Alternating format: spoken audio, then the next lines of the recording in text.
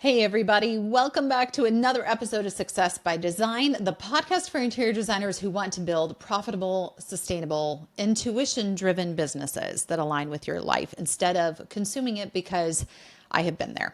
I'm your host, Katie Decker Erickson, excited to have you aboard today. And today's episode is one I have wanted to do for months because it's all about the most common questions I get as a business coach. And I mean, every week. It comes up in strategy calls. It comes up on my Voxer during business hours and office hours. It comes up when I see you at High Point. It comes up in my inbox. Let me just say, if there's one thing we all are as designers, it's consistent, right? Yeah. But before we dive in, I bet you know what time it is. Let's play it. Two truths and a lie. Here we go. Number one, most designers who say, I need to hire right now, actually don't need a person. They need a spreadsheet. Number two, referrals are not a marketing strategy and the economy will expose anyone relying solely on them. Or number three, you don't need to understand your numbers to reach your goals. Which one is the lie? Well, stay with me to the end and I'll reveal it. All right, let's jump in. All right. Probably the number one question I get, and if I had $1 for every time a designer said this to me, I'm overwhelmed and I need to hire, well, I wouldn't need to check my balance sheet either. This question comes wrapped, I see it in panic, exhaustion, sometimes in your tears, which always break my heart, and almost always in chaos. And you get on the call and you're hyperventilating, and I'm so excited to see you, and the overwhelm is tangible. Here's the truth. If you're saying to yourself, I'm overwhelmed and I need to hire, that is the wrong question. The right question is, where are my finances and what can I actually afford to hire? Because I want to be really honest with you, overwhelm typically isn't a staffing issue. It's a systems and a clarity issue. And in fact, most designers hire too soon because if your systems are not in place, you have no one when you bring them in to follow those systems, right? They sit there completely confused going, what am I supposed to be doing? Or as one of my coaching clients says, I wake up every morning and I take my Google spreadsheet and I start randomly assigning tasks to people. Not only is that stressful for you, it's stressful for them. The reality is if you are hiring too soon, it's probably because you do not know what your profit margins are. You don't know what the workload truly is. You don't necessarily need help weekly, monthly, or seasonally. Maybe you do. You don't know what their actual or your actual burnout rate is. And you don't know how much labor you can actually support. If any of this sounds familiar and that you're just hiring from an emotional place of exhaustion, that's not a good time to make a hire, right? That's what we lovingly call a business owner and not a CEO. And this is why I always come back to that accordion model. In all of the coaching programs I run, your business is going to expand and contract. There are seasons where this happens. You need to be able to hire appropriately based on your season. This is especially true for a couple of my coaching clients who they are all about doing seasonal decor. Well, obviously November and December are going to be huge for them, even dating back to October, right? But maybe they don't need as many people in June. So I really want to talk with you about contractors versus W-2 employees because this is a big one. Most of you assume when you're going to hire that you're going to get a 40-hour-a-week unicorn who's going to show up with fairy dust and glitter and make everything better, even though you don't have systems to support them. But you're also going to be stuck paying them for 40 hours a week, whether or not you have 40 hours a week or not of work. I'm going to tell you, this is really important to talk about. Contractors can be a huge gift, and there's also a time for W-2 employees. Your contractors are going to be for those temporary surges. They're going to be for well-defined tasks. They're going to be great for project-based work. They're going to be good for one-off help. And they're really going to be good if you have processes because they're going to be flexible, scalable, and they're really good for designers moving cautiously or designers who are really trying to figure out, I need someone 10 hours a week or I need someone 15 hours a week, but you don't need someone 40. Or even yet, maybe you need two different people because of their specialties, one for 5 hours a week and another for 5 hours a week doing completely different things. For instance, one could be doing social media. The other could actually be doing design work for you. W-2 employees, this is where it gets good. They are great for predictable workloads. They have very clear roles and responsibilities. They're good with you through growth phases. They understand all of your internal systems and your long-term culture. Now, here's the thing. That sounds great, right? But they are going to be more expensive because the IRS wants them to be. And so you're going to end up paying Social Security and all of these other things on top of it. Not to say that isn't valuable, especially for the right business and the right person, but you have to know your finances before you commit, especially to a W-2 employee. There's a whole different set of legal requirements that come with them. And that even varies from state to state, depending on where you are in the country. For instance, is your state a right to work state or not? That is a huge question when it comes to hiring, but more importantly, to firing if it doesn't work out. So before you hire anyone, I always say, pull your P&L, know your profit and loss from the last 12 months, pull your balance sheet, identify what is your average monthly revenue, what are those expenses costing you every month, and then what is your net profit margin, and what is your projected cash flow for the next 90 to 365 days. And if you don't know that, please hear my heart in this, you're not ready to hire. You're not ready to elevate, because even if you're overwhelmed, and especially if you're overwhelmed, let your numbers tell the story, not your stress level. Your stress level should be driving you back to your numbers, not to reaching out to grab the hand of another human you're going to have to write a paycheck for. At least not yet. Okay. Another question I constantly get is, my pipeline dried up. I've always relied on referrals, and you almost wear it as a badge of honor. Like, I've never had to advertise. Is that a badge of honor? This one has been coming up more and more. I'm not going to lie, especially because of the economy, because of interest rates. We know we have reduced consumer confidence. And as we record this, it's probably been a week since the Fed decided whether or not they're going to cut interest rates, or as you're listening to this. We're sitting on the other side of that decision as I'm recording this for you. It's going to be interesting to see by how much, if they do. Here's the reality, though. Referrals ebb and flow with the market. That cannot be a badge of honor for sure, but it also can't be the way you handle your marketing department. This is not a marketing strategy. Now, I am going to be real with you. Referrals are a result of your marketing strategy. They're a byproduct of great work, but here's the thing. This is the kicker. They're not predictable. They are not scalable, and they leave you incredibly vulnerable as a CEO because you can't count on them. And this is what shows up every single week in my coaching practice. So what do you do when your pipeline dries up? You build a marketing strategy that is within your control, and you do it consistently. The biggest mistake I see is designers who go, oh, my income is down, I'm going to pull back on marketing. That is absolutely the worst time to pull back on marketing. It's like cutting off your food when you are hungry. That is the worst idea. Here are the non-negotiables for you guys right now. I want you to pick one long form platform, and you can choose whether it's YouTube or a newsletter or blogging, or you're going to have the best Instagram account. I don't care, but I want you to pick one long-term strategy that is going to yield great results. In fact, I would love to see you all have a nurture sequence in a newsletter. If you don't know what that is, I want you to reach out to me and let's chat about it.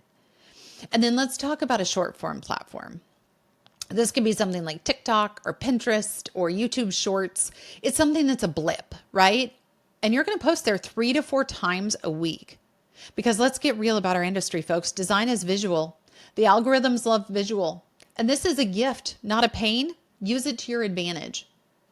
Also, I want you to showcase your process. And this is where I see most designers failing. One, because they don't have a process, but two, they show pretty showrooms. They do not show their process. And that is what actually closes clients, at least the ones that you want. They're not just buying a picture, they're buying their time back. And they want to know that you have the back-end mechanics to execute that beautiful room that you put in your last nurture sequence, that you put on your Instagram account. So why would you choose the Sherwin-Williams palette? Show how you solve a client's lifestyle problem. Maybe it's your new favorite vendor sourcing hacks and how you're helping leverage them. And no, you should not be giving away your discounts. If you are, you need to come talk to me again. Also, why does biophilia matter? That's a great conversation to have with them. Or what's trending in your region? Look around at what other designers are doing And then do something different. Set yourself apart in the marketplace. Find your own niche. Find your own way of moving forward that is a market differentiator for you. And most importantly, end with a call to action. It's always funny to me how many designers just put out something pretty and expect someone to show up for it. Instead of saying, does this room feel like home to you? Let us create it in your space. Reach out today. Maybe it's click the link in the bio, download my checklist, or DM me. Whatever it is, you're not being pushy, you're being clear, you're giving them a path forward and reminding them of how to connect with you. Designer friends, I want to hear from you. DM me on Instagram and tell me, what is one marketing strategy you need to take, but you haven't yet? What's keeping you? Is it fear? Is it time? Is it strategy itself? I want to hear. I respond personally to everyone. All right, let's keep going.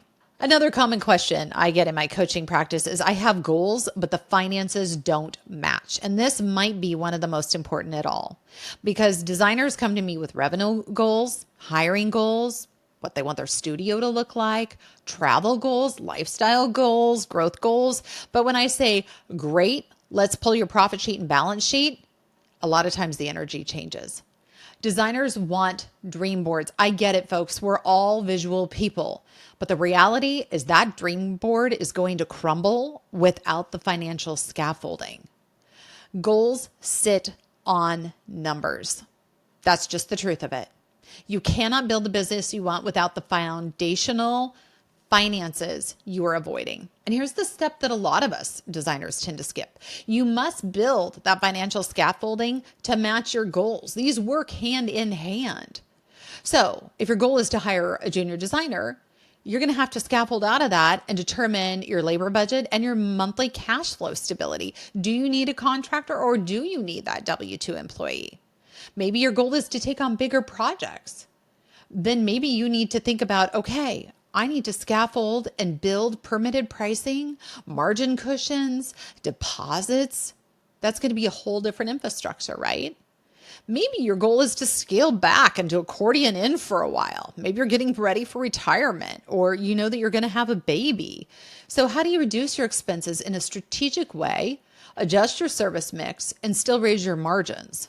Yeah, that can be done. That's one of my favorite things to talk about. And maybe your goal is saying, I want to hit 500K this year, or I want to hit 1 million this year. That's going to require some strategic marketing. We're going to talk about your conversion rates. We're going to talk about your average project value because you can't skip the math. You can't wish these goals into being. You have to design your financial architecture. This is so incredibly important. And I struggled with this for so many years. It wasn't until I embraced the reality of fully understanding my MBA, and you don't have to have one, but until I embraced that I needed all of those accounting classes to be able to understand the strategy of numbers and how to get them where I need them to be based on the work I am doing, that my business changed. That was when change started to happen. I lovingly see you, and a lot of you run what I call a jobby. It's a job for sure, but when I look at your revenue, it looks like a hobby.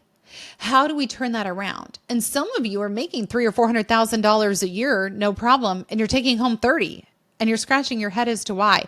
I love problem solving those situations, by the way. This can be fixed, but you got to get real about it. Once you understand your numbers, almost everything becomes calmer in your business, which I love. You're operating instead of from a zone of chaos, a zone of confidence. Everything gets more intuitive, it gets more aligned, and then it gets more doable, which is fabulous. All right, let's rapid fire a few other questions I get. What should I charge? Pricing is not emotional. Again, pricing is math, it is positioning, and then it is profit. If your margin is not hitting 40 to 60%, you need to come talk to me.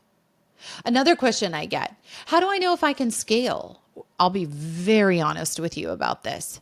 You're ready to scale and blow the lid off and get to high sixes and 7-figure budgets when your process is clear, your calendar is predictable, your margins support whoever you have on your payroll, whether it's a contractor or a W-2 employee, and your energy supports growth. Another question I get, should I niche? Oh my gosh, yes. This is a rhetorical question. Everyone hires specialists. I know for me, the older I get, the more I want a specialist. I'm not just going to go to any old family practice doctor. No offense to family practice doctors. I'm going to look for the dermatologist. I'm going to look for the OBGYN. I want the cardiologist, right? No one hires generalists with premium dollars. It doesn't happen, and it shouldn't happen in your business either. Go figure out how to market differentiate yourself. In fact, I had the incredible privilege of recently speaking on the science of design and how we are starting to see more and more biophilia, neuroaesthetics, and the science of design is a great way to differentiate yourself, and that you're not just creating beautiful spaces, you're affecting people's health. It was so fun to sit on that show and share with them how it changes your marketing. In fact, I'll put a link in the show notes in case you want to take a peek at it. Another question I get, how do I stop feeling guilty raising prices? Oh, okay. I just want you to think about the last time you went to the grocery store. Are prices going up? Another rhetorical question, right? I can't tell you. I am paying more for gymnastics for my kids. I am paying more for groceries. I am paying more to have my carpets cleaned. The reality, no one has reduced prices for me in the last, well, I don't remember when. Why are you reducing prices for your clients? No one else is doing it. Serve deeper, not cheaper. I want that to become one of your mantras for 2026. Serve deeper, not cheaper, because your expertise is worth more than your hours. One of the favorite things we get in our firm is we do a lot of exterior colors on large properties, and we flat fee those. And a client will say to me, I just don't think you took this many hours to do it. And I'll say, no, you're right. I certainly didn't. That's a flat fee because you are paying me for the work I have done to be able to do this efficiently for you, not the work I'm doing. Think about your healthcare provider. It's the exact same situation. You're paying them for the work they have done. So when they spend 15 minutes with you, they can drill down and get exactly to the root of the problem of what's going on. It's because of the tens of thousands of hours they have spent with other patients in med school and residency and fellowship. The same is true of your business. Think of all the houses you've designed, all the clients you've interacted with. All of that you are bringing to the table today, which is a huge benefit to your current clients. Another question I get, how do I manage it all? You don't. I'm just going to tell you right now. Everyone who says you can have it all is lying to you. I believe it was Oprah who said, you can have it all, but you can't have it all at once. I love that. And it kills me to see the moms out here trying today to have it all at once. And they literally come on our calls and they're crying. Yeah, you can't have it all at once. And that is okay. That is why I teach this accordion model that you can expand and contract in your business, and it should match your lifestyle. You choose. You get to prioritize. That's the beauty of being the CEO and not just a business owner. You get to honor the season of life you find yourself in. All right, time for 2 truths and a lie reveal. Hopefully it's abundantly obvious to you now. Number 1, most designers who say they need to hire actually need a spreadsheet. Number 2, referrals are not a marketing strategy. Or number 3, you don't need to understand your numbers to reach your goals. Yeah, number 3 for sure is the lie. If there's one thing you take away from this show, I want it to be you absolutely must understand your numbers to reach your goal always, every single time. And if you don't, then we need to talk about it. 150%. We need to talk about it. In fact, that leads me to something I want to invite you to join me in. And that is a 15-minute free problem-solving session one-on-one with me. I want you to bring your overwhelm. I want you to bring your goals. I want you to bring your pipeline issues, bring your spreadsheets or your fear of your spreadsheets, as the case may be. I'll help you take the next right step. Not the emotional one, not the one that's made from a season of chaos or emotional frustration, not panic, but an actual strategic decision. If that's something that you're interested in, I want you to head over to fixmydesignbiz.com and snag your 15-minute spot. I'm not going to sell you on anything. I have a couple of daughters. I'm more interested in seeing the next generation succeed and helping you walk this. Thank you so much for joining me today. Until next time, remember, your business should work for you, not you working for it.